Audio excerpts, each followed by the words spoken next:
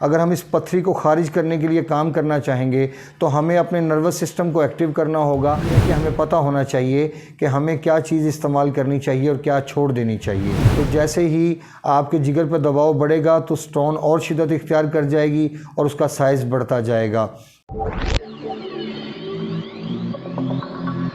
औज़ु बिल्लाहि मिनश्शैतानिर्रजीम बिस्मिल्लाहिर्रहमानिर्रहीम अस्सलामु अलैकुम वरहमतुल्लाहि वबरकातुहू।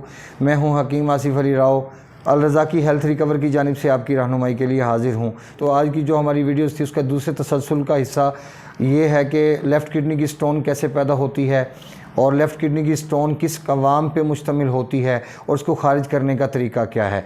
याद रखें कि लेफ़्ट किडनी की स्टोन के पैदा होने की वजह हम वो तमाम चीज़ें जो गर्म हिद्दत में इस्तेमाल करते हैं, जैसे मिसाल के तौर पे कोई इंसान ज़्यादा खजूरें इस्तेमाल करना शुरू कर दे या देसी घी का इस्तेमाल करे या उसके अलावा आम का इस्तेमाल करे, उसके अलावा अंजीर का इस्तेमाल करे या गर्म पानी या गर्म माहौल के अंदर वो रहे, ऐसी चीज़ों का इस्तेमाल करने से लेफ़्ट किडनी में स्टोन पैदा हो जाती है, जिसमें तिलों का इस्तेमाल भी है, बकरे गोश्त का इस्तेमाल, देसी मुर्गी का इस्तेमाल। ऐसी चीज़ों का इस्तेमाल अगर ज़्यादा किया जाता है तो लेफ़्ट किडनी में स्टोन बनने का ख़दशा पैदा होता है।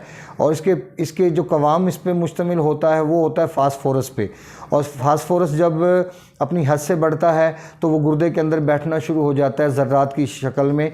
ऐसी कंडीशन में जब हम किसी चीज़ का इस्तेमाल करेंगे, अगर हम इस पथरी को ख़ारिज करने के लिए काम करना चाहेंगे तो हमें अपने नर्वस सिस्टम को एक्टिव करना होगा। लेकिन इसमें भी याद रखें कि जैसे जिगर के दो फंक्शन, मैं पहली वीडियो में बताया है कि जिगर के दो फंक्शन होते हैं, गदूद जाज़बा, गदूद नाकला।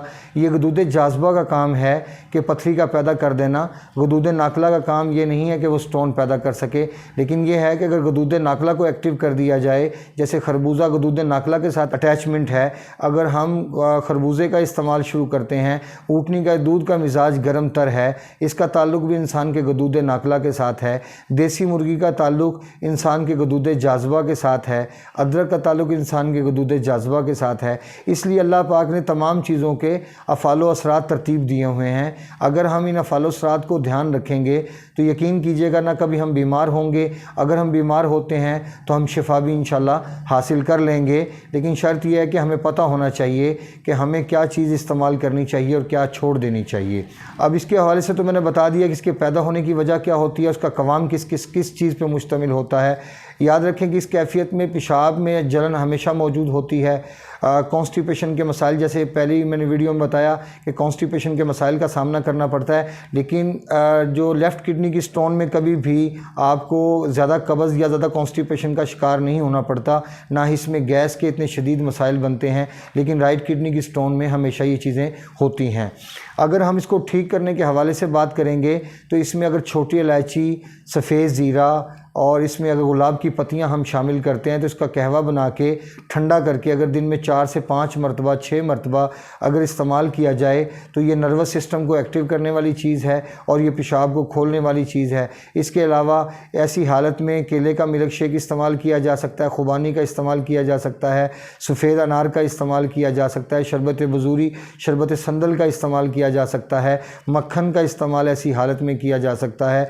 ये तमाम की तमाम चीज़ें ऐसी हालत में बेइंतहा फ़ायदा पहुंचा सकती हैं। लेकिन लेफ़्ट किडनी की स्टोन जब हो, ऐसी हालत में बचना चाहिए इंसान को कि ऐसी चीज़ों का इस्तेमाल करे, जैसे गोश्त का सालन हो गया या उसके साथ अदरक या हल्दी या काली मिर्च। ये तमाम के तमाम अज़ा अल्लाह पाक ने गर्म पैदा किए हैं और इनका ताल्लुक़ इंसान के एपिथेलियल सिस्टम के साथ, जिगर के निज़ाम के साथ है। तो जैसे ही आपके जिगर पर दबाव बढ़ेगा तो स्टोन और शिद्दत इख्तियार कर जाएगी और उसका साइज़ बढ़ता जाएगा। तो इसका तरीक़ाकार ये हमेशा याद रखें कि दोनों स्टोन का ट्रीटमेंट आप एक ही बेस पे नहीं कर सकते।